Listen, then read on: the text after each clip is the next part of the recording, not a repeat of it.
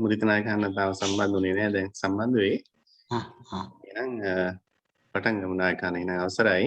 අපි කාරුණික පින්නතුනි දත් අපි දැන් බලාපොරොත්තු වෙන්නේ අපි ආරම්භ කරපු අභිධර්ම පන්තියේ 4 වෙනි දවසේ අද ඒ අභිධර්ම පන්තිය ආරම්භ කරන්න. ඉතින් අපේ ගෞරවනීය පිටියේ සමිත නායක හඳුනන වහන්සේ මේ අවස්ථාවේ අපත් සමග සම්බන්ධ වෙලා සිටිනවා. මේ අභිධර්ම දේශනාව මේ පන්තිය සිද්ධ කරන්න අපි කවුරුත් වෙනුවෙන් මම ගෞරවයෙන් ආරාධනා කර සිටිනවා. විනායක මෙතෙන් සිට මේ අභිධර්ම පන්තිය ආරම්භ කරන හැටියට අවසරයි. එහෙනම් අවසරයි අපේ මුදිත නායක හඳුරන් වහන්සේ ඇතුළු මහා සංඝරත්නයන් අවසරයි. හොඳයි සාදුකාරය දීලා নমස්කාරය කියන්න.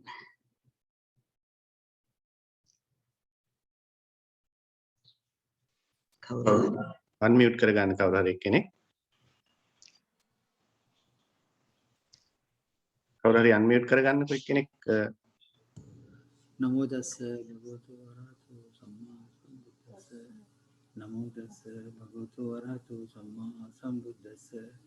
නමෝ තස්ස භගවතු වරහතු සම්මා සම්බුද්දස්ස.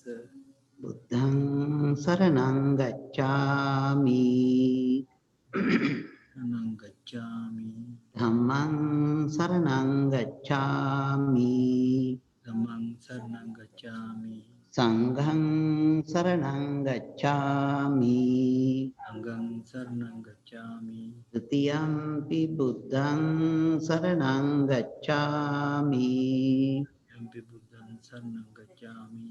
ဒ ුතියම්පි ධම්මං සරණං ගච්ඡාමි. යම්පි ධම්මං සරණං ගච්ඡාමි. සරණං ගච්ඡාමි. ဒ ුතියම්පි සංඝං සරණං ගච්ඡාමි. යම්පි සංඝං සරණං ගච්ඡාමි. තතියම්පි බුද්ධං සරණං ගච්ඡාමි. තතියම්පි බුද්ධං සරණං ගච්ඡාමි. තතියම්පි ධම්මං සරණං ගච්ඡාමි. තතියම්පි ධම් සංඝං සරණං ගච්ඡාමි. තතියම්පි සංඝං සරණං ගච්ඡාමි. තතියම්පි සංඝං සරණං ගච්ඡාමි. තිසරණ ගමනං සම්පොන්නං අහම්බන්තේ පාණාතිපාතා වීරමණී සික්ඛාපදං සමාදියාමි. පාණාතිපාතා වේරමණී සික්ඛාපදං සමාදියාමි. අදින්නාදානා වීරමණී සික්ඛාපදං සමාදියාමි.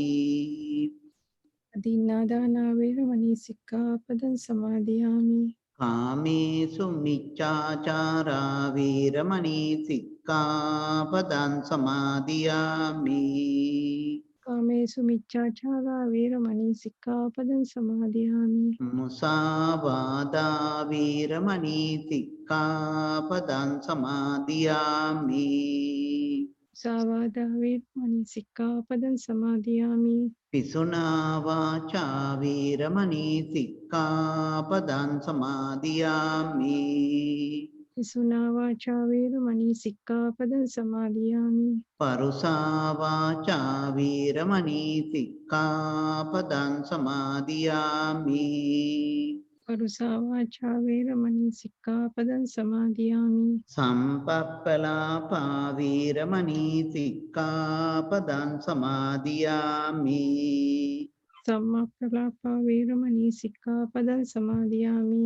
මිච්ඡා ආජීවා වීරමණී සික්ඛාපදං සමාදියාමි. මිච්ඡා ආචීවා වේරමණී සික්ඛාපදං සමාදියාමි. තිසරණේන සද්ධින් ආජීවාට්ඨමක සීලං ධම්මං සාදුකං සුරක්ඛිතං කତ୍වා අප්පමාදේන සම්පාදේත. අහම්බන්තේ समन्ता चक्रवालेषु अत्रा गच्छन्तु देवता सद्धम्मं मुनिराजस्स सुनन्तु सग्गमुक्खदं ධම්මස්සවන කාලෝ අයං බදන්තා ධම්මස්සවන කාලෝ අයං බදන්තා ධම්මස්සවන කාලෝ අයං බදන්තා නමෝ තස්ස භගවතු අරහතෝ සම්මා සම්බුද්දස්ස නමෝ තස්ස භගවතු අරහතෝ සම්මා සම්බුද්දස්ස නමෝ තස්ස භගවතු අරහතෝ සම්මා සම්බුද්දස්ස සම්මා සම්බුද්ධ මතුලං සසද්දම්ම ගනොත්තමං අභිවාදිය වාසිස්සං අභිධම්මත්ත සංඝහන්ති අතිපූජනීය අති ගෞරවනීය අපට අවසරයි අපේ මුදිත නායක හාමුදුරන් වහන්සේ ඒ වගේම අපේ ගෞරවනීය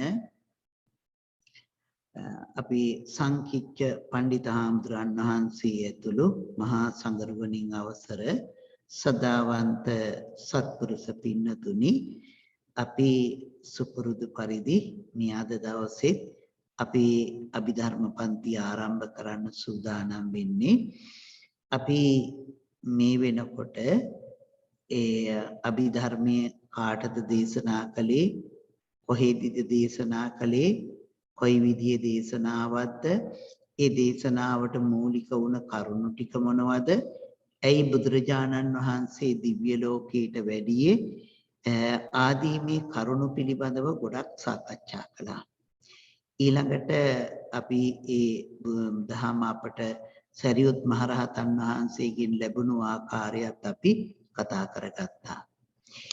ඊළඟට අපි සාකච්ඡා කළා බුදුරජාණන් වහන්සේ දේශනා කරපු උතුම් වූ ධර්මය ත්‍රිපිටකය, විනය පිටකය, සූත්‍ර පිටකය, අභිධර්ම පිටකය.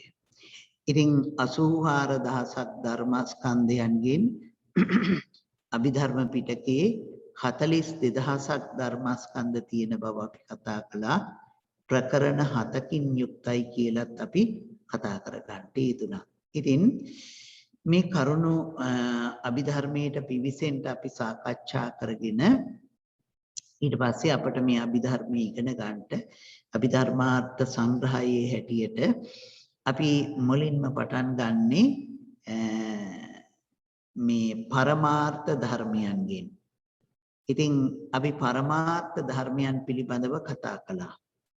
පරමාර්ථ ධර්මයන් මොනවද කියලා සතර පරමාර්ථ ධර්මයන් කියන එක මම හිතන්නේ කාටත් හොඳට මතකයි. පරමාර්ථ ධර්ම 4ක් තියෙනවා කියලා. ඉතින් මම හිතන්නේ මතකයි පරමාර්ථ ධර්ම අනිත් පැත්ත බලනකොට මේ ලෝකේ තියෙනවයි කියලා හිතාගෙන ඉන්නේ අපි සම්මුති දේවල්, එහෙම නැත්නම් ප්‍රඥප්ති දේවල්.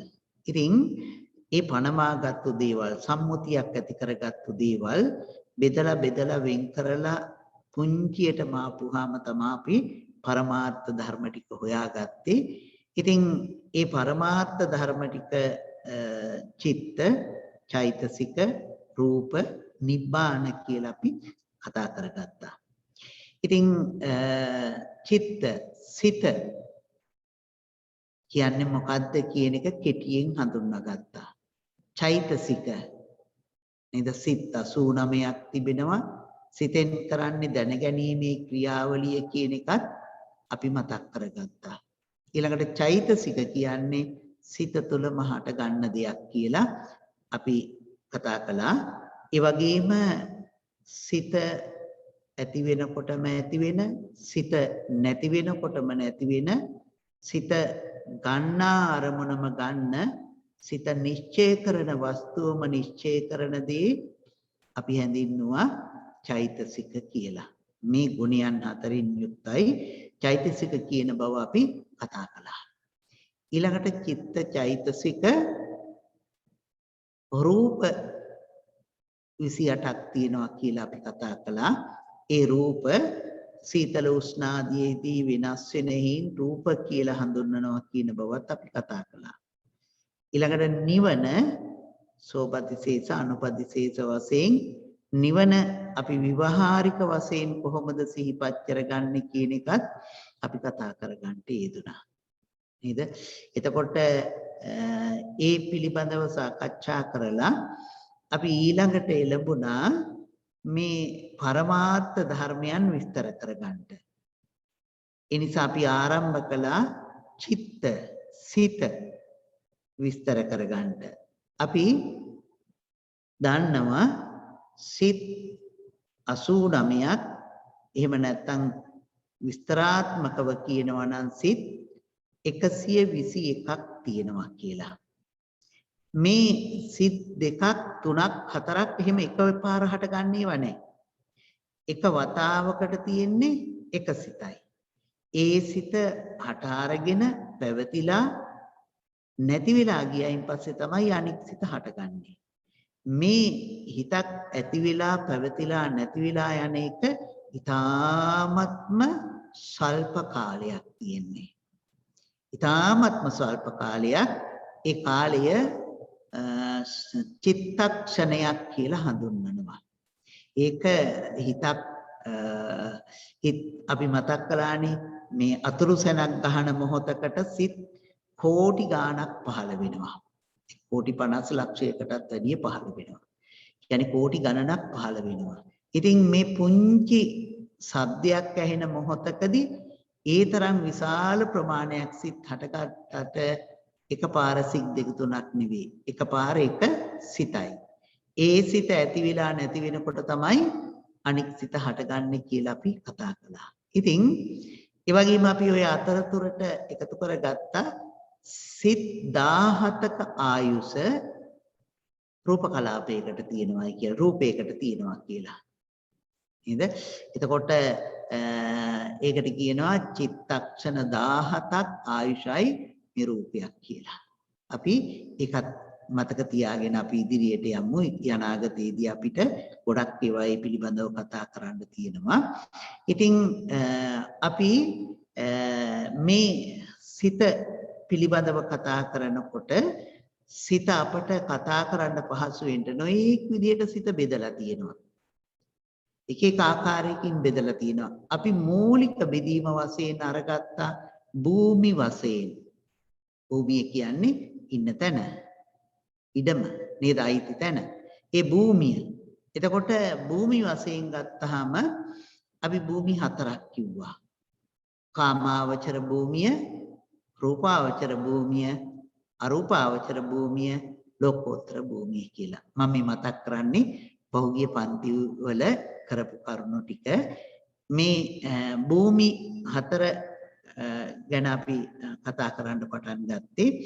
ඉතින් කාම භූමියේහි වැඩියෙන්ම හට ගන්න සිත් වලට කිව්වා කාමාවචර සිත් කියලා. රූප භූමියෙහි වැඩිපුරම හට ගන්න සිත් වලට රූපාවචර සිත් කිව්වා.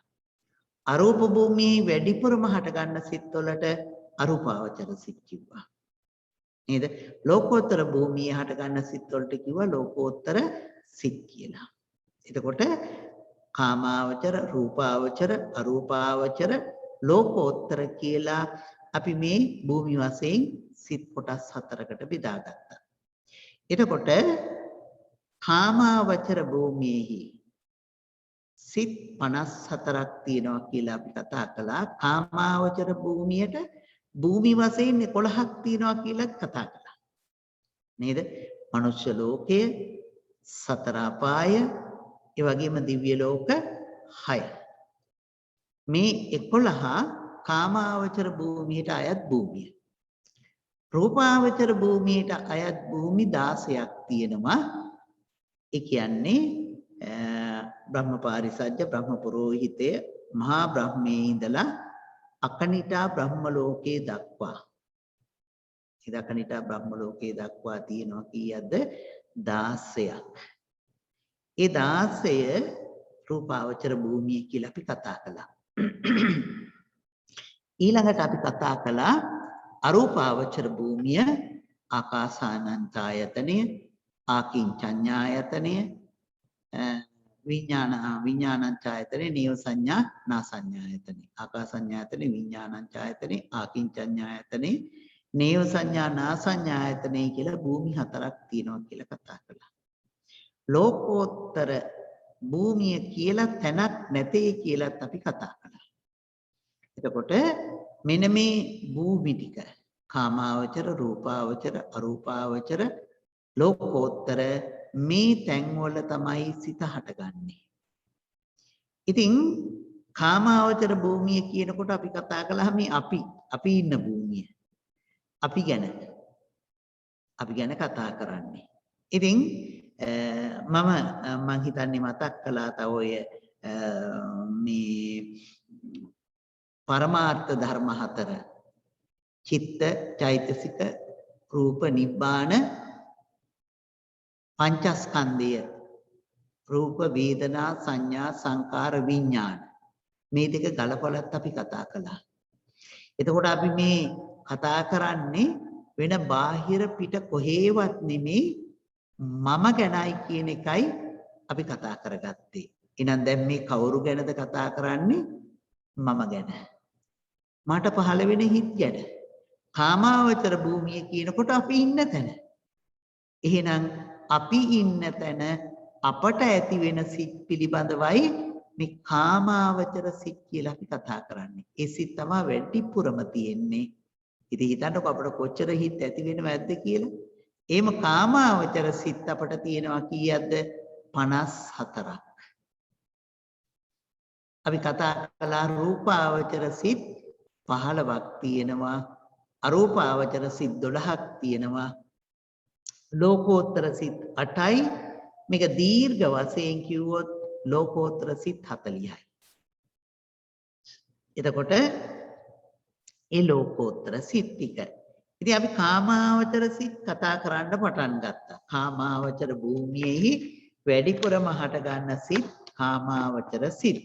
ඉතින් ඒ කාමාවචර සිත් 54. එද කාමාවචර සිත් 54ත්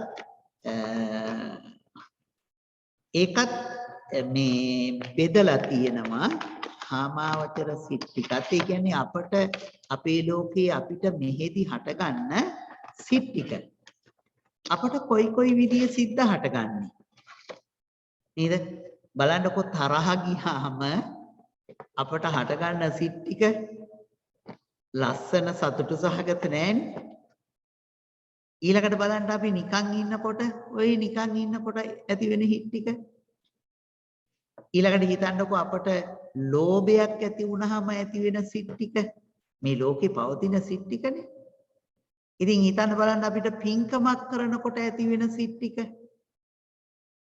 දානයක් දෙනකොට, සිල් සමාදන් වෙලා ඉන්නකොට, බණ අහනකොට ඇති වෙන සිත් ටික. ඒ වගේම භාවනා කරනකොට ඇති වෙන සිත් ටික. මේ වෙලාවවලදී බලන්න ගෙදර දරුවෝ එක්ක වැඩ කරනකොට ඇති වෙන සිත් ටික. අපිට මේ හිත් දිහා බලන්න පුළුවන් නේ. අපි දන්නවනේ අන්නේ වෙලාවල් වලට හට ගන්න සිත් ටික තමයි අපි මේ විස්තර කරගන්න යන්නේ. ඒ වෙලාවන් වලදී අපට හම්බ වෙන ඒ සිත් ටික. එතකොට අපි එහෙම සිත් අපි කතා කරනවා කීයක්ද? 54ක් පිළිබඳව. ඒ නිසා අපට හට ගන්න සිත් අපි දන්නවා ප්‍රධාන වශයෙන් කොටස් දෙකක් තියෙනවා. මොනවද? කුසල සිත්, අකුසල සිත්. නේද? අපට ප්‍රධාන වශයෙන් හට ගන්න සිත් වර්ග දෙකක් තියෙනවා. මොනවද? කුසල සිත්, අකුසල සිත්. අපි සාමාන්‍ය ලෝකයේ අපි සාමාන්‍යයෙන් කතා කරන හැටි. මේක මේටත් වඩා බෙදිලා තියෙනවා. ඒ නිසා ඒ අපට ඇති වෙන සිත් ටික පිළිබඳව අපි කතා කරගන්න එක හරිය වටිනවා. නේද? අපට ඇතිගෙන. ඉතින් ඉස්සෙල්ලාම කතා කරනකොට නරක දේනේ කියලා දෙන්නේ නේද? ඔය සමහර අය විහිළුවට භාෂාවක් දන්නේ නැති අය එක්කෙනෙක් ඒ අතරට ඇවිදිලා ඉන්නකොට අනික් භාෂාව ගැන කියලා දෙන්න ගියාම හොඳම වචන කියලා දෙන්නෙත් නෑනේ සමහර අය නේද? එහෙමත් තියෙනවනේ නේද? මේ මොකක් හරි මේ එහෙම දැන් එහෙම වචනයක් කියලා දුන්නාම නේද? එතකොට ඒව හිතෙනවා. එතකොට ඉතින් ඒ වගේ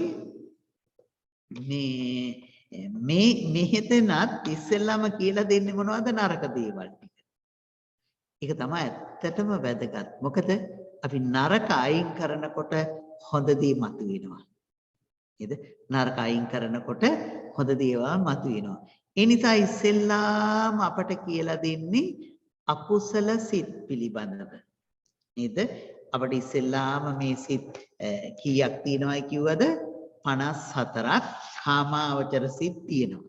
මේ කාමාවචර සිත් 54 අපි ප්‍රධාන වශයෙන් බෙදලා තියෙන ආකාර ටිකක් තියෙනවා. නේද? අපි ඒ තියෙන විදිහ අපි චුට්ටක් කතා කරමු අපේ සිතේ එහෙම කොහොමද සිත් ටික ඇති වෙන්නේ කියලා. මේ ඒ නිසා මේ අපි දන්නවා ඒ හැටියට අපට ඉස්සෙල්ලාම පහළ වෙන සිත් ටික අපි කිව්වොත් අකුසල සිත්. දැන් ඔන්න කාමාවචර සිත් ටික බෙදලා තියෙන හැටි මං කෙටියෙන් කියන්නම්. කාමාවචර සිත් බෙදලා තියෙනවා එකක් අකුසල සිත් කියලා. අනිත් එක බෙදලා තියෙනවා අහේතුක සිත් කියලා. තව එකක් තියෙනවා කාම සෝබන සිත් කියලා. ඔන්න කාමාවචර සිත් ටික ප්‍රධාන කොටස් තුනකට බෙදුවා. මොනවද? මම හිතන්නේ පේනවා බෝඩ් එක අපි ලියමු. පැහැදිලි නැත්නම් කියන්න.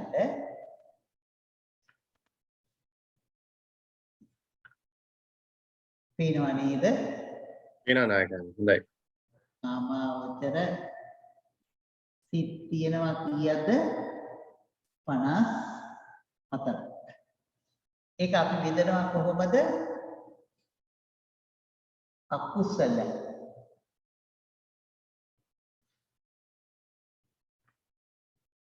අකුසල සිත් වශයෙන්. ඊළඟට බෙදනවා අහේතුක.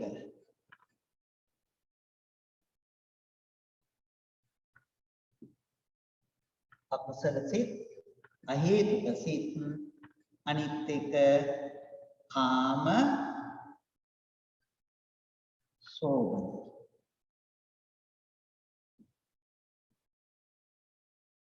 එහෙම කියනකොට අපිට කුසල් සිත් ටික නැහැ නේද? ඔයා ගන්න තියෙනවා නේද? අකුසල සිත් තියෙනවා 12ක් නේද? අහේතුක සිත් තියෙනවා 18ක්. කාම සෝබන සිත් තියෙනවා 24ක්. මේක එකතු කරපුවාම කීයද එන්නේ?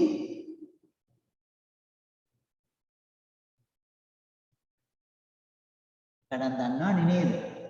54. ඔන්න මේ සිත් ටික කතා කරන්න තියෙන්නේ. එතකොට අපි කතා කරන්න යන්නේ මෙන්න මේ අකුසල සිත් 12 පිළිබඳව. නේද? අපිට අකුසල් කියනකොටම මතක් වෙනවනේ අකුසල මුල් 3ක් තියෙනවා. නේද? අකුසල මුල් කීයක් තියෙනවද? අකුසල මුල් 3ක්. නේද?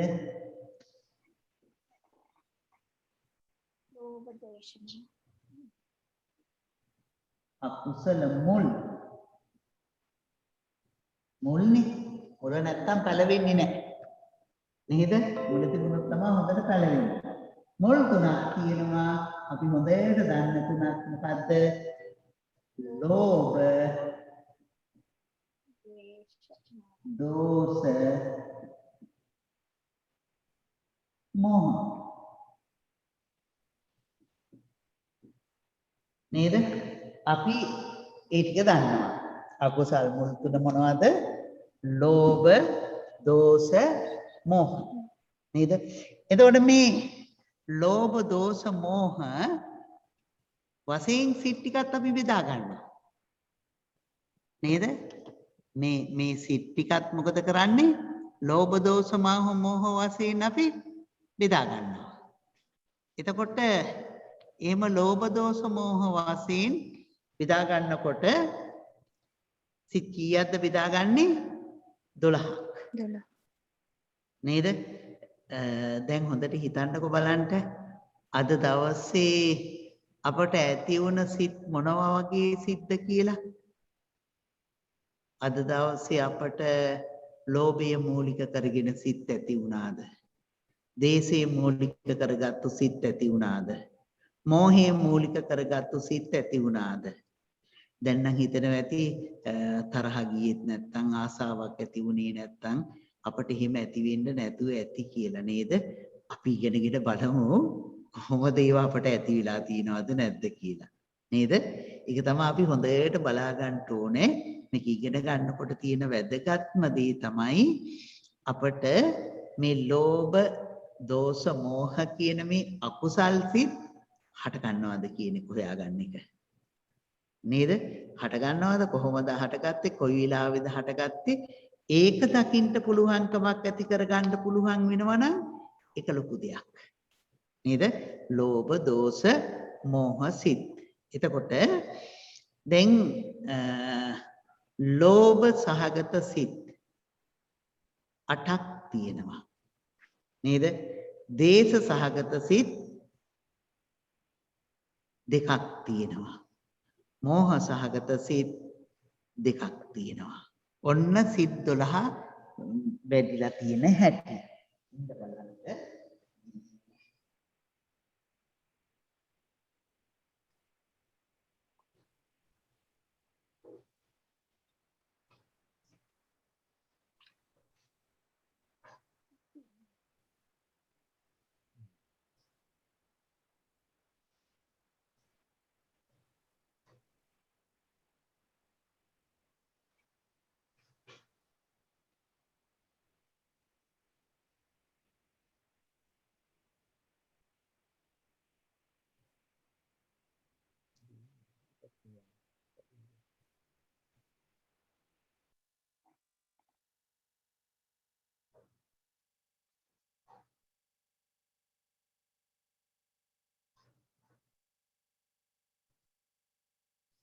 අපි මකන එක කොහාටද ගිහිල්ලා ඉන්න අපි මේකෙන් මකමු. එතකොට අකුසල් සිත්වල තියෙන ලෝභ සිත් දෝෂ සිත් ගැන අපි කතා කරන්න යන්නේ.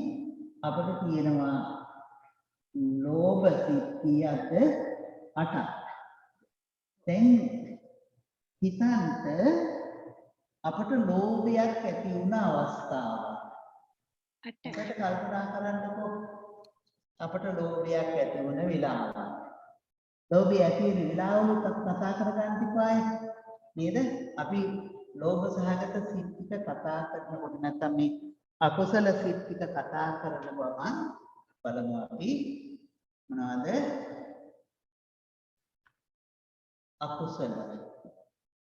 අකුසල සිත් කීයද? 12. මේක බෙදුවේ කොහොමද? ලෝභ 8යි, ද්වේෂ 2යි, මෝහ 2යි. ඔව්. ලෝභ 8යි, දෝෂ 2යි, මෝහ 2යි. මේ ටික තමයි ඔය සිත් 12. දැන් හිතන්න අපට ලෝභය ඇති වෙන වෙලාවල් වල. ලෝභය අපට ඇති වෙනවා සතුටින්. අපිට ලෝභය ඇති වෙනකොට සතුටක් තියෙනවනේ. නේද? ලෝභය අපේ සිතේ හට ගන්නකොට සතුටක් තියෙනවා. ඊළඟට සමහරවිට සතුටක් නැතුවක් තියෙනවා. නේද? ඒ සමහර වෙලාවට ලෝභය හට ගන්නවා මටම මා තුලින්ම. සමහර වෙලාවට ලෝභය හට ගන්නවා අනිත් ඒවා නිසා. අනිත් අය නිසා. නේද? එතකොට ඔන්න ලෝභය තුල තියෙන දේවල් සතුටක් තියෙනවා, සතුට නැතුවක් තියෙනවා. ඊට පස්සේ මං තුලින්මත් ඇති වෙනවා, අනිත් අය තුලිනුත් ඇති වෙනවා. හිතන්න අපි බෞද්ධ. නේද? අපි ඔක්කොම අය දැන් වැඩිපුර මේ සම්බන්ධ වෙන්නේ මං හිතන්නේ ඔක්කොම අය බෞද්ධ. බෞද්ධ අපට ලෝභය ඇති වෙන්නේ නැද්ද? අපි දන්නේ නැද්ද මේ ලෝභය මේ නැත්තම් මේ අකුසලයේ නරක දෙයක්, අකුසල හොඳ නැති දෙයක් කියලා අපි දන්නවනේ. ඒ වුණාට අපට ලෝභය ඇති වෙනවනේ. එයිදන්නකො අකුසල් හොඳයි කියලා හිතාගෙන ඉන්නවනේ. සත්තු මරණ එක හොඳයි කියලා හිතාගෙන ඉන්නවා. එහෙම අයටත් ලෝභය ඇති වෙනවනේ. අන්න එහෙම ලෝභ සිත බෙදාගෙන තියෙනවා කොටස් වලට. කොහොමද බෙදලා තියෙන්නේ ලෝභ සිත? ලෝභ සිතක ඇති වෙන කරුණු ටික. කොහොමද බෙදිලා තියෙන්නේ? ලෝභ සිතක් සතුටින් තියෙනකොට සතුටට කියනවා සෝමනස්ස කියලා. ඔන්න සතුටට කියන වචනේ මොකද්ද? සෝමනස්ස. එතකොට ලෝභය සතුටින් ඇති වෙනවා නම් ඒකට කියන්නේ මොකද්ද? සෝමනස්ස කියලා. ඉතින් සතුටක් නැතුව ලෝභය ඇති වෙනකොට කියනවා උපේක්ඛා කියලා. නේද? අපි කර්මඵල විශ්වාස කරගෙන ඉන්න අපට ලෝභය ඇති වෙනකොට කියනවා ඒක දිට්ඨිගත විප්පයුත්තයි කියනවා.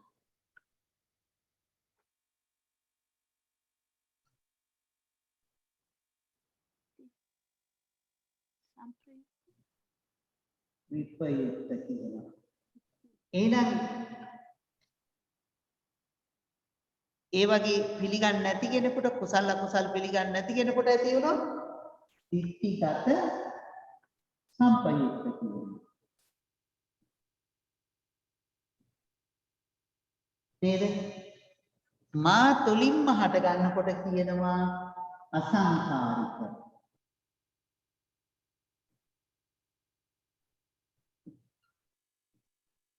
අනික් කෙනෙක් නිසා හට ගන්නකොට කියනවා සසංකාරික.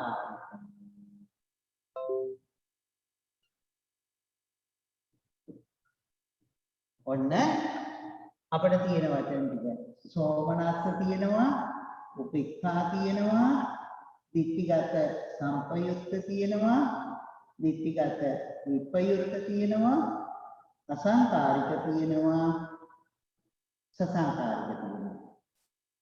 වචන හයක් තියෙනවා. නේද? වචන හයක් තියෙනවා. මොකද්ද?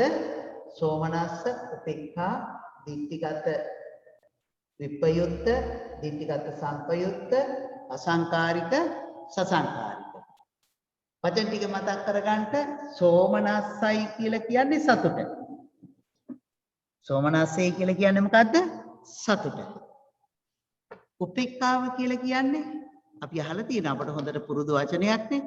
සතුටත් අසතුටත් නැතුව ඉන්නකොට අපි කියනවා උපේක්ඛා කියලා. එතකොට මධ්‍යස්ත කියලා අපි කියනවා. නේද? එතකොට උපේක්ඛාව. ඊළඟට කර්මඵල විශ්වාස කරනකොට දිට්ඨිගත විප්පයුත්තයි. ඒ කියන්නේ මිත්‍යා දෘෂ්ටිය නැහැ. මිත්‍යා දෘෂ්ටිය නැහැ. ඊළඟට කර්මඵල විශ්වාස කරන්නේ නැති වෙනකොට ඒක මිත්‍යා දෘෂ්ටියෙන් යුක්තයි.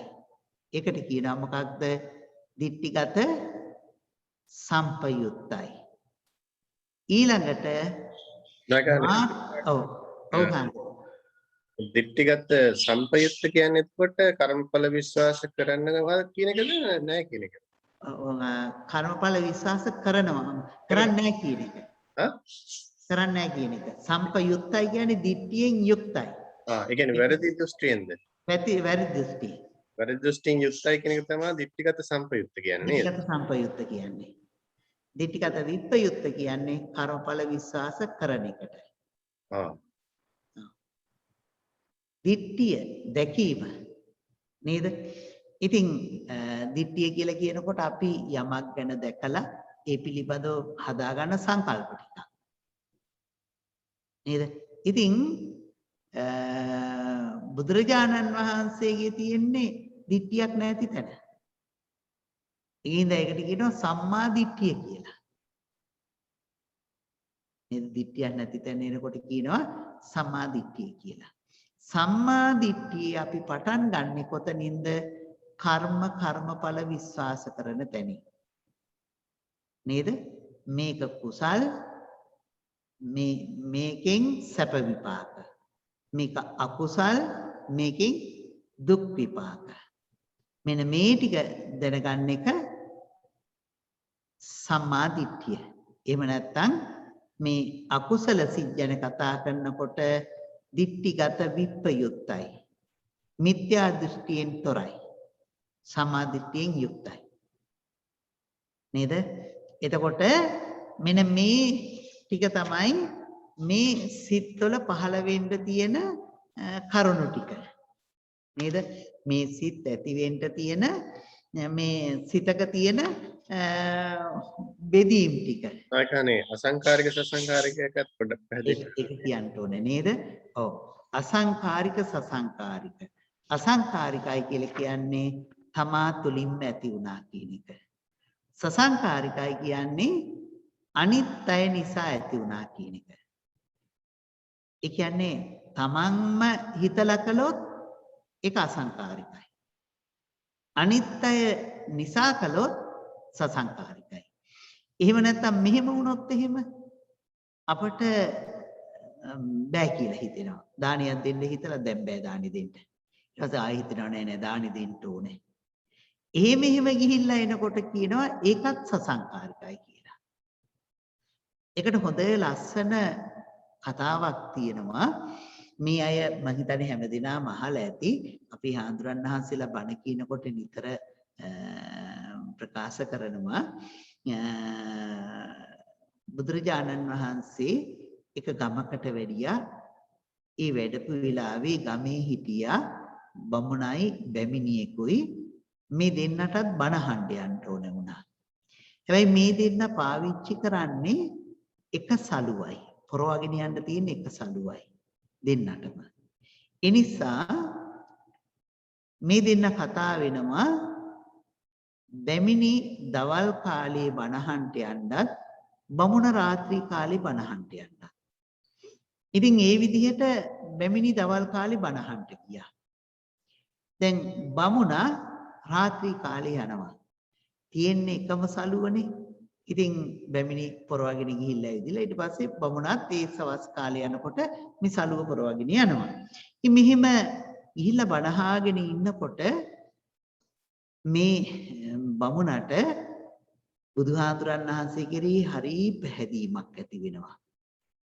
එම් පැහැදීම ඇති වෙනකොට මේ බමුණ හිතනවා බුදුහාඳුරන් වහන්සේට මොනවා හරි පූජා කරන්න තියෙනවා නම් කොච්චර ලොකු දෙයක්ද? ඒක කොච්චර වටිනවද? දැන් බමුණ මෙහෙම හිතනවා. එහෙම හිතනකොට බමුණට හිතනවා ඉතින් මට තියෙන්නේ නම් වටිනම දෙයකට මේ සලුවනේ. ඉතින් මේ සලුව පූජා කරන්න ඕනේ කියලා බමුණට හිතක් පහළ වෙනවා. එහෙම හිතක් පහළ වෙනකොටම ඒ සිත තුළින් එනවා මොකද්ද? ඕක පූජා කළා කොහොමද? බැමිණිටයි මටයි දෙන්නටම තියෙන එක සලුවනේ. ඊට මේක පූජා කරන්න එපා. ඔන්න සිතක් එනවා. ඒ නිසා මොකද කරන්නේ බමුණා ඒක පූජා කරන එක අවසන් කරනවා. පූජා කරන්නේ නැහැ. තව ටිකක් වෙලා බණ අහගෙන යනකොට ආයෙත් අර විදිහටම හිතෙනවා. මේ කතාව අහලා ඇති මං හිතන්නේ. ඊළඟට තව ටිකක් වෙලා යනකොට ඒ බමුණ ඒ දෙවෙනි පාරේ හිතුනහමත් අර විදිහේ අර සිතවිල්ල ඇවිදිලා ඒක නතර වෙනවා. තුන්වෙනි වතාවෙත් ওই විදිහටම හිතෙනවා මේ සලුව බුදුහාඳුරන්ට පූජා කරන්න ඕනේ කියලා. ඒ වෙලාවෙදිත් අර සිත ඇවිදිලා පූජා කරන එක වළක්වනවා. හතරවෙනි වතාවේ මේ බමුණාට බුදුහාඳුරෝ කෙරෙහි බොහෝ පැහැදීමක් ඇති වෙනවා බණ අහගෙන ඉන්නකොට.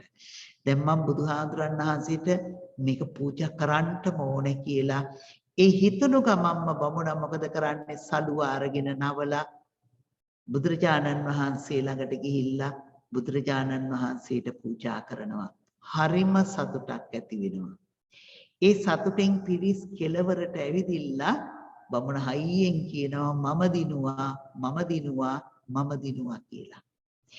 එදා මේ බණහන්ඩත් කොසල් රජුරුවෝත් ඇවිදිලා ඉන්නවා. රජුරුවෝ කල්පනා කරනවා ඔය සාමාන්‍ය රජවරුන්ට දිනනවා කියන එක අහන්න කැමති නෑනේ අනික් කෙනෙක්. නේද? ජය වේවා කියන ඒවා අනික් කෙනෙක් එහෙම කියනවට කැමති නෑනේ. තමන්ගේ කෙනෙක් කියනවා හැරෙන්න. ඉතින් රජුරුව බොහොම බය වෙනවා. මොකද මේ මිනිස්සයා මෙතෙන්ට ඇවිදිලා බුදුහාමුදුරුවෝ ළඟ ඉඳගෙන බණ අහලා අහනවක විදිහ පෙන්නලා මේ සේනාවක් රැස් කරගෙන රට අල්ලගෙන ඇති. මේ රට අල්ලගෙන තමයි මම දිනුවා කියලා කෑ ගැහුවේ කියලා රජුරවන්ට සැකයක් ඇති වෙනවා. ඒ නිසා රජුරුව මොකද කරන්නේ? අර බමුණා ළඟට ගිහිල්ලා අහනවා තමුසේ හරි වැඩි තමා කලේ නේද? තමුසේ මගේ රට අල්ලගෙන දැන් හොරින් සීනාවක් රැස් කරලා මෙතෙන්ට විලා උපාසකයා වාගේ බණ අහලා එහෙම පෙන්නලා රට අල්ලගත්තා නේද කියලා අහනවා. එහෙම අහනකොට මේ බමුණා ප්‍රකාශ කරනවා මේ කොසල් රජුරෝ කියලා දැනගෙන මහරජතුමනි මම එහෙම ඔබතුමාගේ රට අල්ලගත්තේ නෑ. මහරජතුමනි මාගාව තිබුණ සලුව මට බුදුරජාණන් වහන්සේට පූජා කරගන්න පුළුවන් වුණා. මගේ ලෝභ සිත ඇවිදින්න ඒක මට පූජා කරගන්න බැරි කළා. වැළැක්කුවා. නමුත් ස්වාමීන් වහන්සේ ඒ ලෝභ සිත මහරජතුමනි මම අයින් කරලා ඒ සලුව පූජා කළා. ඒ නිසා මහරජතුමනි මම දිනුවා. අපි අහලා තියෙනවානේ දානංච යුද්ධංච සමානමාහු. දානි කියන්නේ යුද්ධයක් වගේ කියලා. දැන් මේ යුද්ධයෙන් දිනුවා. මෙන්න මේ යුද්ධයෙන් මන් දිනුවා. කෙලෙස් යුද්ධේ. ඒ නිසා මහරජතුමනි මම ඒ සතුටයි ප්‍රකාශ කළේ කියලා. ඉතින් කොසල් රජුරුවත් බොහොම සතුටු වෙනවා. කොසල් රජුරුව පහුවෙන්දා දවසේ මේ මිනිස්යාට වටිනා සලු දෙකක් එවනවා. මේ සලු දෙක ලැබුණයින් පස්සේ මේ බමුණා කල්පනා කරනවා මේ බමුණට නමකුත් මට බැඳලා තිබුණානේ. ඒක සාටක බමුණා කියලා එකම සලුව පාවිච්චි කරපු නිසා. ඉතින් බමුණා කල්පනා කරනවා මේ එක සලුවක් පාවිච්චි කරපු අපට කවුරුත් සලුවක් දුන්නේ නැහැ. බුදුහාඳුරන්ට පූජා කරපු හින්දාමයි මේ ලැබුණේ. ඒක නිසා මේක අයිති මට නෙමෙයි බුදුරජාණන් වහන්සේට කියලා මෙයා මොකද කරන්නේ? සලුව බුදුරජාණන් වහන්සේට පූජා කරනවා. පූජා කළා සතුටු වෙනවා අර සලු දෙකම. මේක ආරංචි වෙනවා කොසල් රජුරවන්ට. රජුරුව මොකද කරන්නේ? ඊළඟ දවසට සලු 4ක් එවනවා. මෙයා කල්පනා කරනවා මේවා ලැබෙන්නේ ඔක්කොම බුදුහාමුදුරුවෝ නිසා මට අයිති නෑ බුදුහාමුදුරන්ට පූජා කරනවා කියලා ඒ සලු 4ක් පූජා කරනවා. ඊළඟට ඒක දැනගෙන රජුරුවෝ තව සලු 8ක් එවනවා. මේ සලු 8ක් පූජා කරනවා. ඒක දැනගත්තු රජුරුවෝ සලු 16ක් එවනවා. නේද? බලන්න අර දානේ ආනිසංස. ඉතින් සලු 16 ලැබුණයින් පස්සේ මෙයා හිතනවා දැන් මේ යන වැඩේ හොඳ නෑ. ඉතින් අපි දෙන්නට සලු දෙකක් තියාගෙන ඉතුරු ටික බුදුහාමුදුරන්ට පූජා කරනවා කියලා සලු දෙකක් තියාගෙන ඉතුරු සලු 14ම බුදුරජාණන් වහන්සේට පූජා කළා. නේද? ඉතින් මෙන්න මේ වෙලාවේ අර බමුණගේ සිත ආපස්සට ගිහිල්ලා නැවත පූජා කළා. අන්න එහෙම වෙනකොටත් ඒකත් සසංකාරිකයි කියනවා. තමන්ගේ සිත තමන්ම මෙහෙව ගන්න ඕනේ වුණා. නේද? තමන්ම මෙහෙවගෙන තමයි සලුව පූජා කළේ. ඒ වගේ ඔන්න දන් දෙන්න කියලා මේ කියලා දානයක් දෙන්න ගිහිල්ලා දානි දෙන්න කියලා කියනකොට නේද? කවුරු හරි එහෙම බල කළා ඒ බලෙන් අරගෙන ගිහිල්ලා දන් දෙනකොට ඒක සසංකාරිකයි. තමන්ම හිතලා මන් දන් දෙන්න ඕන කියලා. එහෙම නැත්නම් අනික් එක්කෙනා දන් දෙනවා යනවා මෙහෙම අපි පින්කමක් කරනවා කියලා හිතනවා මාත් දෙන්නවා. එහෙනම් අපි දානි කරමු කියලා. එහෙම හිතලා සම්බන්ධ වෙනකොට එයා කතා කළත් අසංකාරිකයි. නේද?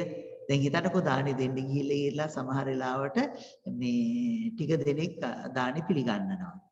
තව අනික් අය ඔය ඈතට වෙලා පැත්තකට වෙලා බලාගෙන ඉන්නවා. ඉතින් අඬ ගහලා ව්‍යංජනයක් අතට දෙනවා මේක බෙදන්න නෑ ඔයගොල්ලෝ බෙදන්නකෝ එහෙම කිය පිටිපස්සට යනවා. කොහොම හරි දානි බෙදවනවා. එතකොට ඇති වෙන්නේ සසංකාරික එකක්. තමන්ම හිතලා කරනකොට ඇති වෙනවා මොකද්ද?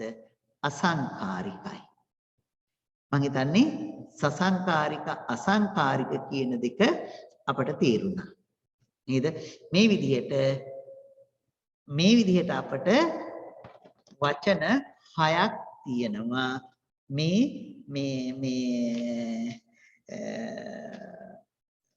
සිතක සිත් අකුසල සිත් ඇති වෙන්න, ලෝභ සහගත සිත් ඇති වෙන්න පුළුවන්. නේද? මොනවාද වචන 6?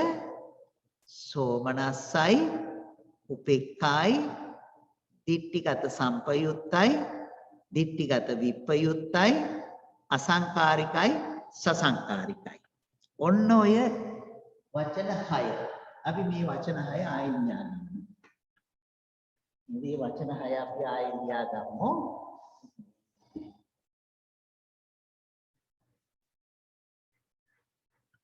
වචන 6 මතකයි. මේ වචන 6 හොඳට තේරුම් ගන්නට. එතකොට අපට බොහොම ලේසියෙන් මේ වචන වලින් මේ වචන 6න් වාක්‍ය කීයක් හදන්න පුළුවන් නේද? මේගොල්ලෝ ගණිතයක් දන්නවනේ නේද? බලන්න මේ වචන 6න් වාක්‍ය කීයක් හදන්න පුළුවන් නේද කියලා. ඔන්න බලන්න මම වචන ටික ලියන්නම්.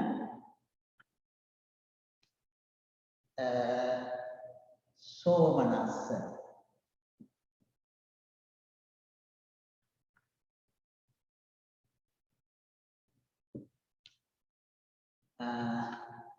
අනිත් වචනේ දිට්ඨි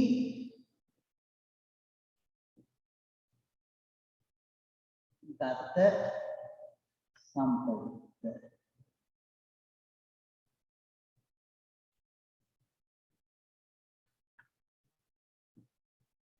අනිත් එක අසංකාරික.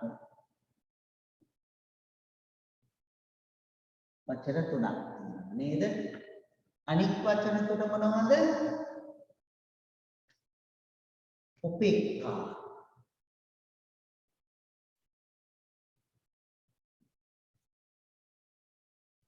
උපේක්ඛා. මෙතන අනිත් එකේ ඉන්න ඕනේ මොකක්ද එතකොට? දිට්ඨිගත විප්පයුක්ත.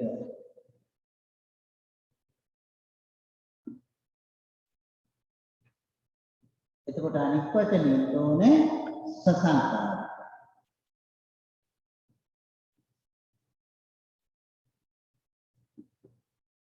බලන්න දැන් මේකෙන් වාක්‍ය කීයක් හදන්න පුළුවන්ද කියලා අපට පුංචි කාලේ අපට දුන්නු ක්‍රීඩාවක් වගේ මේකෙන් වචන කීයක් හදන්න වාක්‍ය කීයක් හදන්න පුළුවන්ද නේද? වචන තුනක් පාවිච්චි කරලා වචන තුනයි වාක්‍යයකට එන්න ඕනේ. ඒ වචන තුනක් යුක්ත වාක්‍ය කීයක් හැදි හැකිද නේද? මොන බලන්න මේ එක සෝමනස්ස සහගත දිට්ඨිගත සම්පයුක්ත අසංකාරික. ඔන්න එක වාක්‍යයක්. මොකද්ද? සෝමනස්ස සහගත දිට්ඨිගත සම්පයුක්ත අසංකාරික. තව එකක් හදන්න පුළුවන් නේ. සෝමනස්ස සහගත දිට්ඨිගත සම්පයුක්ත සසංකාරික. නේද? මේ වාක්‍ය දෙකයි. සෝමනස්ස සහගත දිට්ඨිගත සංප්‍රයුක්ත සසංකාරික. නේද?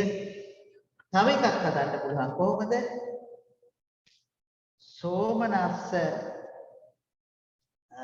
සහගත දිට්ඨිගත විප්‍රයුක්ත අසංකාරික.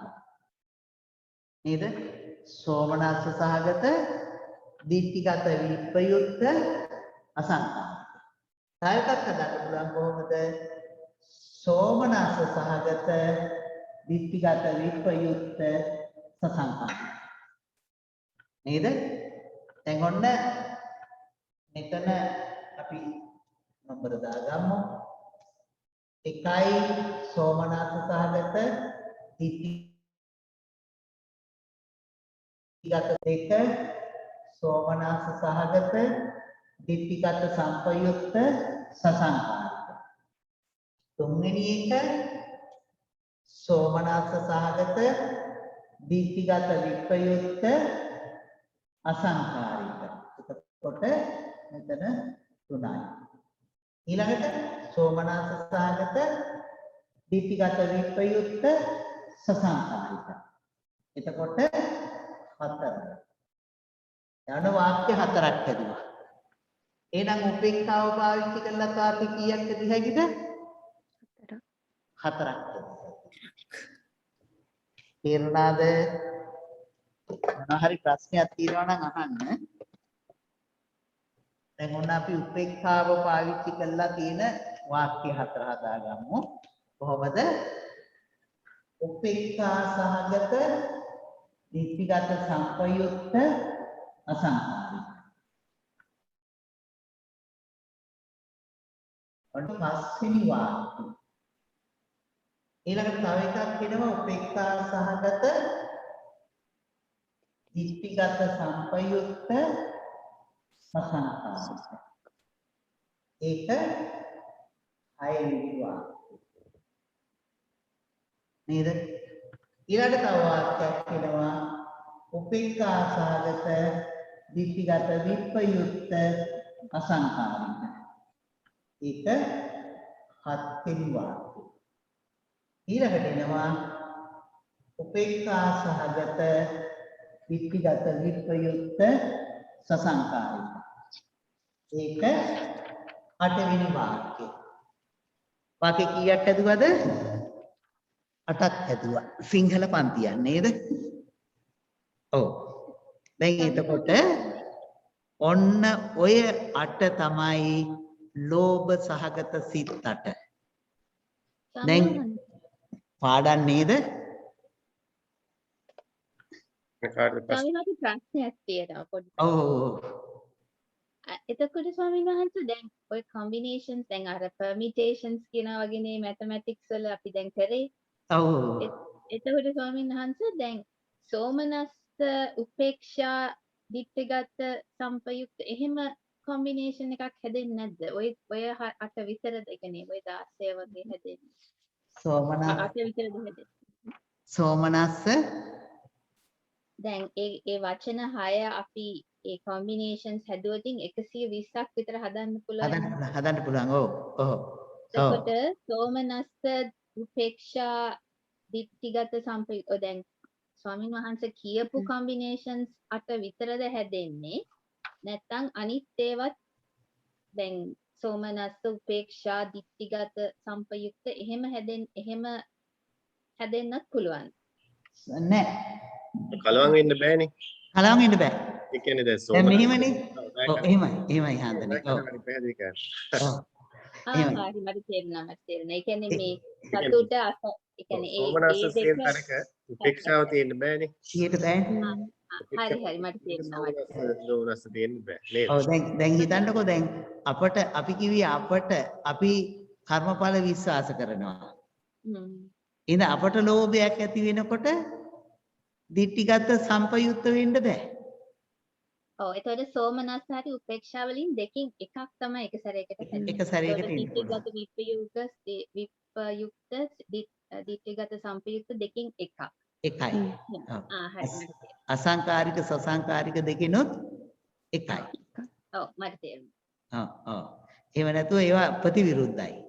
ඔව් නෑ මං හිතුවා මේවා ඔක්කොගෙම වෙන වෙන විදියට හැදෙන්න පුළුවන් කියලා නෑ දැන් මට තේරෙනවා. එහෙම අර ගණිත ක්‍රමයට හදන්න පුළුවන්. ප්‍රායෝගිකව නෑ නේද? ප්‍රායෝගික නෑ. ප්‍රායෝගික වෙන්නේ අර විදියට. නේද? දැන් එතකොට ඔන්න සිත් 8. දැන් සිත් 8 පාඩම් කරගන්න අමාරුද? පාඩම්ද? නේද? මතක තියාගන්න. ඔව් අපි හඳුනේ. මේ වාක්‍යය මම හිතන්නේ එක එක්කෙනා වෙනම ලියාගත්තා නම් හොඳයි. දැන් නායකහර මෙහෙම මේ ඉරි ගහලා යා කරලානේ පෙන්වන්නේ. ඔව්. තියාගන්න පහසුට මම හිතන්නේ වෙනම ලියා ගන්න පුළුවන් නම් මම හිතන්නේ මතක තියාගන්න ලේසි. ඔව් අනිවාර්යෙන් ලියා ගන්න ඕනේ. දැන් මම කියන්න පුළුවන් නම් හොඳයි නේ. ඔව්. එහෙනම් ලියා ගන්න සෝමනස්ස සහගත දිට්ඨිගත සම්පයුත්ත අසංකාරික සිත.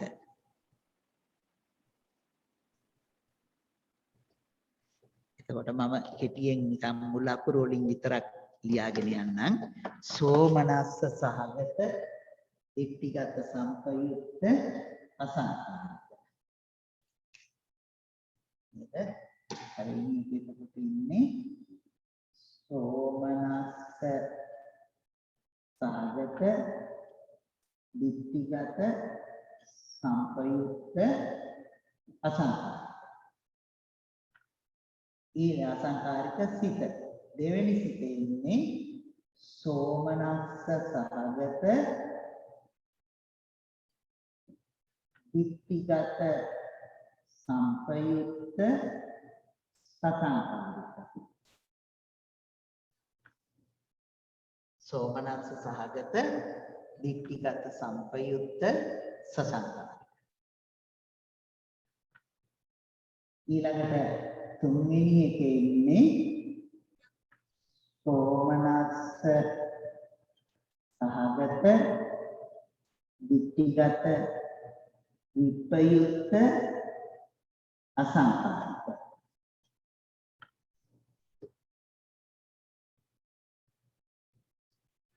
හතරවෙනි සිතේ ඉන්නේ සෝමනස්ස සහගත දිට්ඨිගත විපයුක්ත සසංකාරික. සෝමනස්ස සහගත දිට්ඨිගත සම්පයුක්ත අසංකාරික. සෝමනස්ස සහගත දිට්ඨිගත සම්පයුක්ත සසංකාරික. සෝමනස්ස සහගත දිට්ඨිගත විපයුක්ත අසංකාරික. සෝමනස්ස සහගත දිට්ඨිගත විපයුක්ත සසංකාරික. නේද? හතරයි. ඊළඟට පස්වෙනි එකේ ඉන්නේ එහෙනව නේද? එහෙනම් ස්වාමීන් වහන්සේ මේ අවසරයි මේ මට නිකන් මතක තියාගන්න පහසුවක් එතන මේ විදිහට තේරුම් ගත්තා. මේ පළවෙනි වචනේ අරගෙන සෝමනස්ස ඊට පස්සේ දිට්ඨිගත සම්පයුක්ත ඊළඟට අසංකාරික සසංකාරික. දිට්ඨිගත විප්‍රයුක්ත දෙවෙනි එකට යනවා. දිට්ඨිගත විප්‍රයුක්ත අසංකාරික සසංකාරික. ඊට උපේක්ඛාය කරගෙන දිට්ඨිගත සම්පයුක්ත අසංකාරික සසංකාරික. උපේක්ඛාව දිට්ඨිගත විප්‍රයුක්ත අසංකාරික සසංකාරික. හරි. ඒක එහෙම තමයි. එහෙනම් අපි උපේක්ඛාවේ පටන් ගමු පස්වෙනි එක. ඒකේ ඉන්නේ උපේක්ඛා සහගත. උපේක්ඛා සහගත දිට්ඨිගත සම්පයුක්ත අසංකාරික. හයවෙනි සිතේනවා උපේක්ඛා සහගත දිට්ඨිගත සම්පයුක්ත සසංකාරික.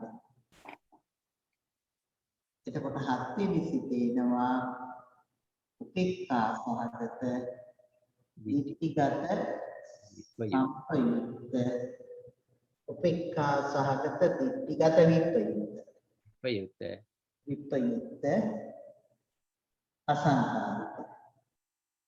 අටවෙනි සිතේනවා උපේක්ෂා සහගත විප්‍රයුක්ත ඉතිගත විප්‍රයුක්ත සසංකර. ඔන්නය සිත් අට තමයි අපට පහළ වෙන ලෝභ සහගත සිත් අට.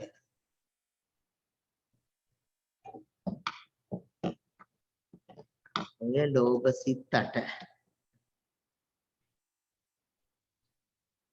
තේරුණා නේද? දැන් අපට මොනවා හරි තියෙනවා නම් කතා කරන්න පුළුවන්. මේ මොකද කතා සාකච්ඡා කරන්න තියලා දෙයක් තියෙනවා නම්. අවසරයි හාමුදුරනේ. ඔව්. දැන් උපේක්ෂාව කියන දේ කියන්නේ මට තේරිලා තිබ්බ විදිහට හොඳ දෙයක්. එතකොට මට හිතුණා ඇයිද උපේක්ෂාව කියන දේ අකුසල සිතක් යටතේ ලෝභ සිත් අටෙන් එකක් උනේ කියන එක. දැන් එතන දැන් මේ වාක්‍යයට දිහා බලනකොට උපේක්ෂා සහගත දික්ටිගත විප්‍රයුක්ත අසංඛාරික උන්නොත් ඒක හොඳ දෙයක් නෙමෙයි. ඒක හොඳ දෙයක් නේද?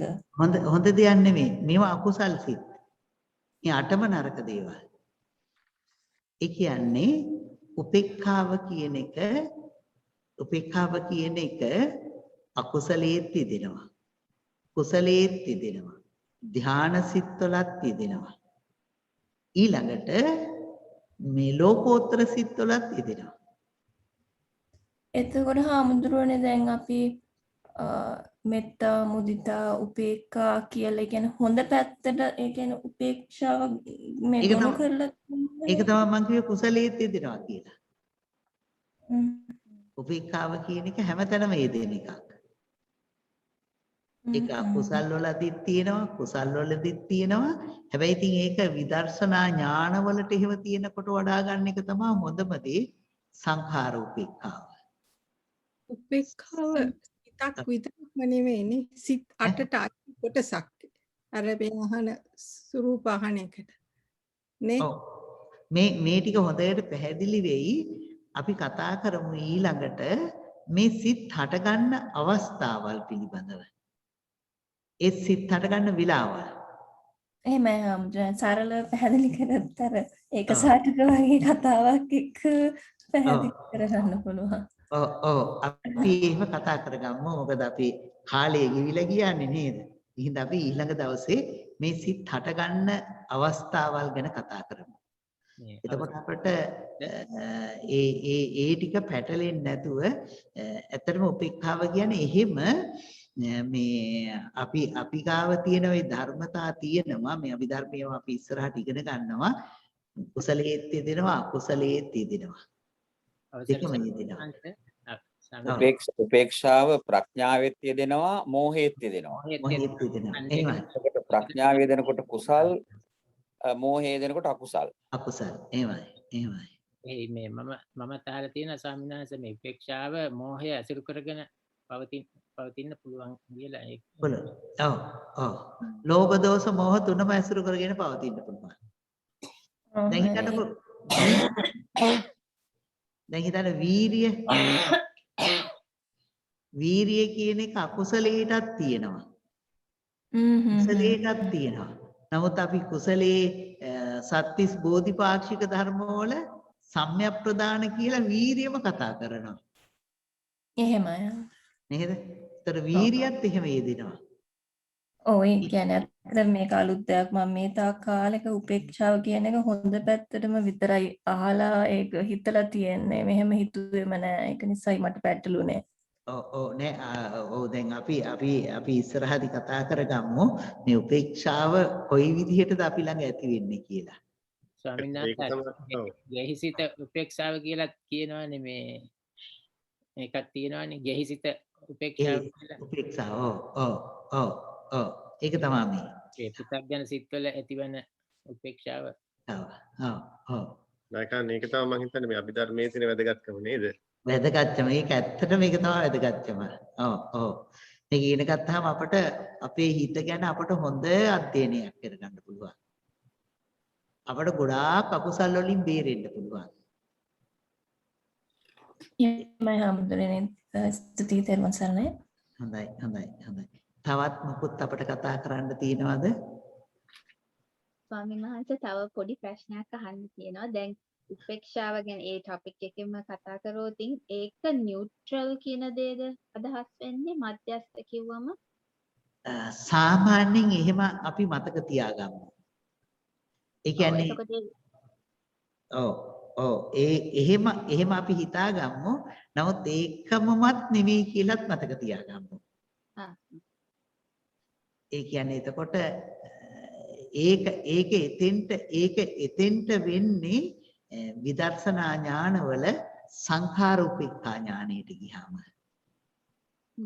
ඒ හරියේදී අපට ওই වචනේ පාවිච්චි කරන්න පුළුවන්. නමුත් මෙතෙන්දී මේ කියලා කියන්නේ සතුට නැහැ කියන එක. සතුට නැහැ කියන එක. සතුටක් නැහැ දුකක් නැහැ කියන එකද නායක දෙකම. ඔව් දුක නැහැ. මොකද දුක පැත්තට ගියොත් ඒක මේ දේශසහගත සිතක්. දෝමනස් සහගත එකක් වෙනවා. මේ ලෝභයේදී අරගත්තොත් ඒක සතුට නැති එක. සතුට නැති ලෝභය. ඊට අපිට ප්‍රශ්නයක් තියෙනවා හම්බුනේ අහන්න. දැන් මේ සිත් දැන් කියනවනේ මේ කොම්බිනේෂන්ස් වල ගත්තම දැන් අපි අයිති වෙන්නේ මිත්‍යා දෘෂ්ටි නොවන කට්ටියටනේ.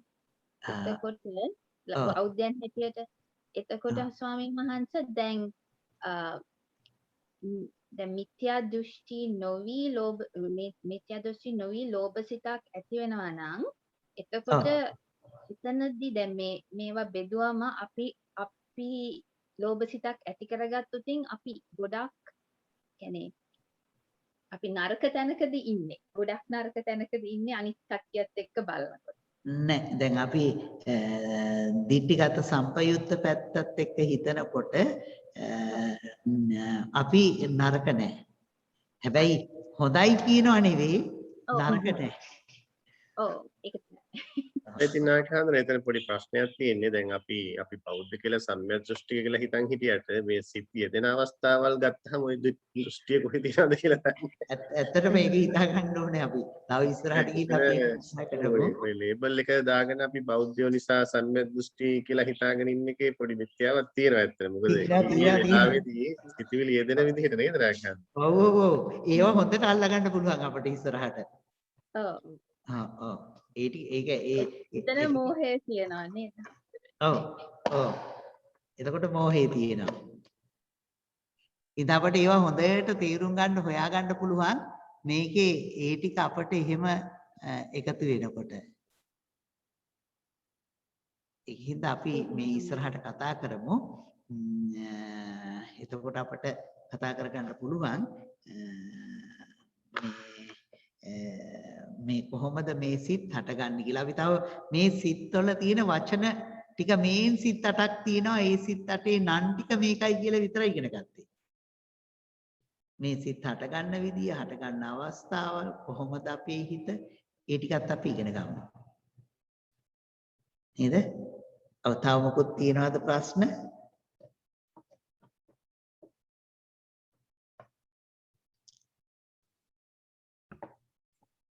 වහන්සේට බොහොම පිං මේ ටික කියලා දුන්නට අපි මේවා කටපාඩමින් ඉස්සර කියෙව්වට ඇත්තටම මේ ditthිගත විප්‍රයුක්ත සම්පයුක්ත අසංකාරික සසංකාරික කියන ඒවා ඇත්තම අදහස දැනගෙන හිටියේ නැහැ. තවත් අපිට තියෙනවා ওই ටික තේරුම් ගන්න තවත් ටිකක් ඉස්සරහට ඉගෙන ගන්න.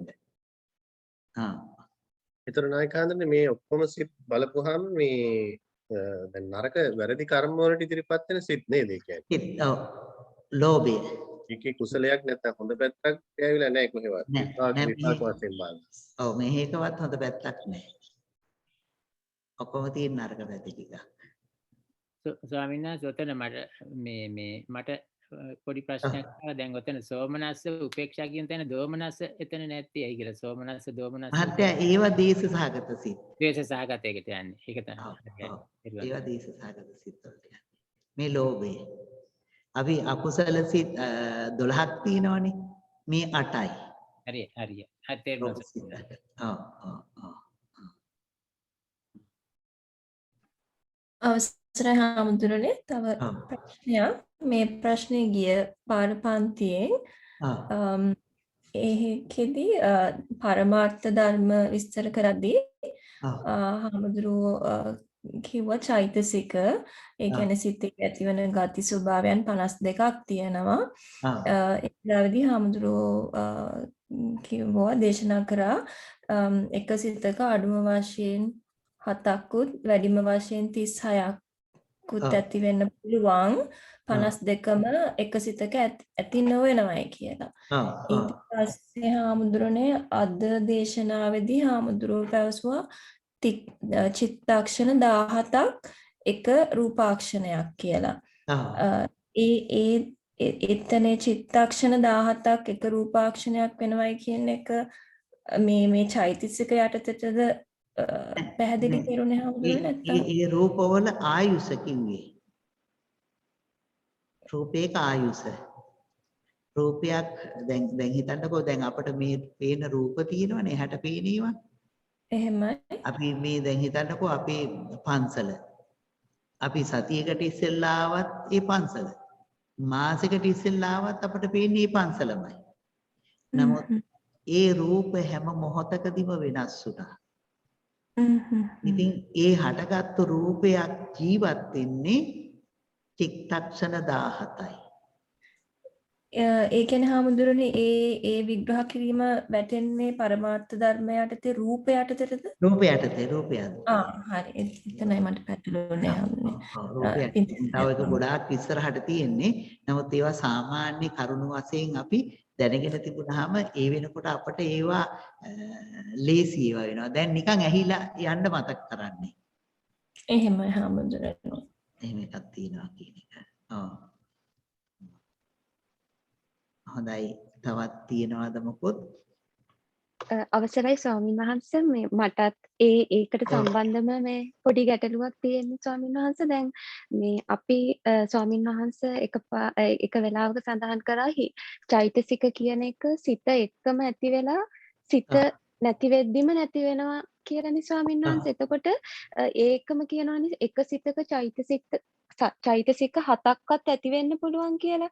එතකොට මට එතන හිතුණා චෛතසිකයක් කියන එක හිත එක්කම හට ගන්න පුළුවන්. හැබැයි ඒ හිත නැති වෙන්න කලින් චෛතසිකය නැති වෙලා යන්න පුළුවන්ද කියන එක. නෑ එහෙම වෙන්නේ නෑ. සිතත් එක්කමයි නැති වෙන්නේ. හරි ස්වාමීන් වහන්සේ. සිතත් එක්කමයි නැති වෙන්නේ. සිතට ඉස්සෙල්ලා හෝ පස්සේ හෝ නැති වෙන්නේ නෑ. එතකොට ස්වාමීන් වහන්සේ එක හිතක චෛතසික 7ක් එනවා කියලා කියන්නේ කොහොමද? ඔව් දැන් මෙහෙම හිතන්නකෝ අපි දැන් දානයක් දෙනවා. දානයක් දෙනකොට අපට ඕකට වීර්ය ඕනේනේ. නේද? ඒ වගේම සද්ධාවක් තියෙනවා. එහෙමයි. ඒ වගේම ප්‍රඥාවක් තියෙනවා. මේවා එකපාරනේ හටගන්නේ. එහෙමයි. ඉතින් ඒවයේ හටගන්න ඒවා ටිකේ තියෙන්නේ. ඔව්. එහෙනම් අපි නේද? එහෙනම් අපි නතර කරමු නේද? හොඳයි. එහෙනම් හොඳයි. එහෙනම් අපි මේ සිදු කර ගන්නට යෙදුන උතුම් උදාර කුසල ශක්තියින් අපි පළමුවෙන්ම දෙවියන්ට අනුමෝදන් කරමු. අපත් බුදු සසුනත් සුරකින්න අල්පී ශාක්‍ය මහේ ශාක්‍ය ආදී කොට ඇති සියලු සම්‍යක් දෘෂ්ටික දෙවියෝ සියලුම පින් කැමැති දෙවියෝ මේ පින් අනුමෝදන් වෙත්වා සැපවත් වේවා සැපයන්ගෙන් සැපයන්ටපත් වේවා අප සියලු දිනාමෝද බුදු සසුනද අපි අති පූජනීය අති ගෞරවනීය අපට අවසරයි අපේ මුදිත නායක මාහිම්පාණන් වහන්සේ ඒ වගේම අපේ ගෞරවනීය අපේ සංකිච්ඡ පඬිත හාමුදුරන් වහන්සේ ඇතුළු මහා සංඝරත්නයේත දෙවියෝ යහතින් මනාව කලට වේලාවට සුරකිත්වා දෙවියෝ ප්‍රාර්ථනීය බෝධියකින් නිවනින් සැනසෙත්වා කියලා පින් දෙමු.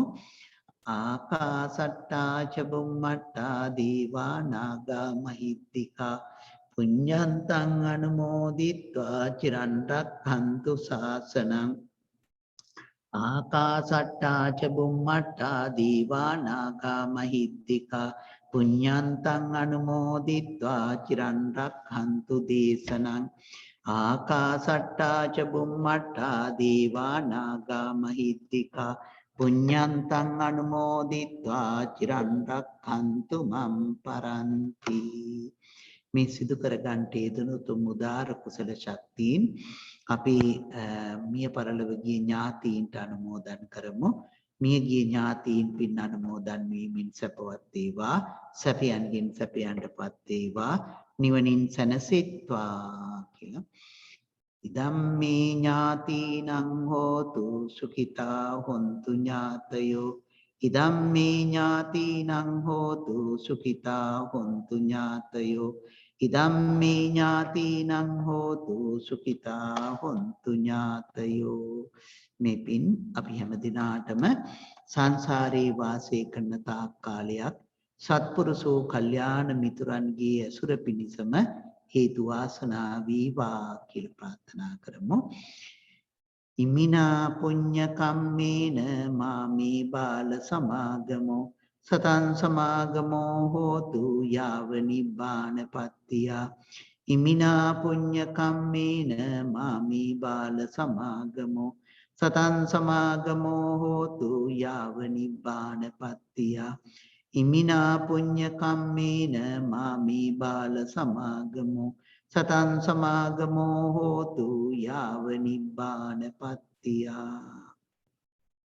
අවසාන වශයෙන් අපි හැම දිනාටම ආශිර්වාද කරමු. විශේෂයෙන් අපේ අතිපූජනීය නායක හාමුදුරන් වහන්සේ, පණ්ඩිත හාමුදුරන් වහන්සේ ඇතුළු ඔබ හැම සියලු දිනාටමත් නිදුක් නිරෝගී සම්පන්නිය උදා වේවා. සියලු යහපත සාන්තිය සෞභාග්‍ය සැලසේවා. අපි හැම දිනාගේම අකුසල දහම් ප්‍රහීන වේවා, කුසල ධර්මියෝ වර්ධනය වේවා, සත්‍තිස් බෝධිපාක්ෂික ධර්මියෝ වැඩිවා, භයංකාර සසර දුකින් නිතරව ලබන උතුම් නිවන් සුවයේ හේතු වාසනා වේවා. ධම්මේ පුඤ්ඤං ආසවක්ඛයා වහං හෝතු සබ්බ දුක්ඛා පමුච්ඡතු. ඉදම්මේ පුඤ්ඤං ආසවක්ඛයා වහං හෝතු සබ්බ දුක්ඛා පමුච්ඡතු.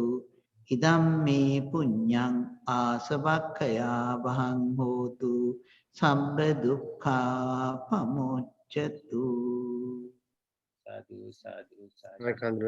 මේ නම් බොහොම පිං අද දවසේත් අප වෙනුවෙන් කරුණාවෙන් මෛත්‍රියෙන් මේ අභිධර්ම පන්තිය පැවැත්වීම පිළිබඳව මම හිතන්නේ අද දවස අපි හැම කෙනෙකුටම හරි වැදගත් වෙනවා. මින් ඉදිරියට යනකොට මම හිතන්නේ නේද නායකයානේ අද වැදගත් පාඩමක් කෙරුණේ. මේ මුල අතිවාරම හරියට මේ පිළිහිටුවා ගත්තේ නැත්නම් මම හිතන්නේ ඉදිරියට යන්න අමාරුයි. තේරෙන දෙයක් තමයි. ඒ නිසා මේ අද පන්තිය හොඳට අධ්‍යයනය කරන්න කට්ටිය කටපාඩම් කරන්න, මතක තියාගන්න ඕනේ, මතක තියාගන්න, පැහැදිලි කරගන්න.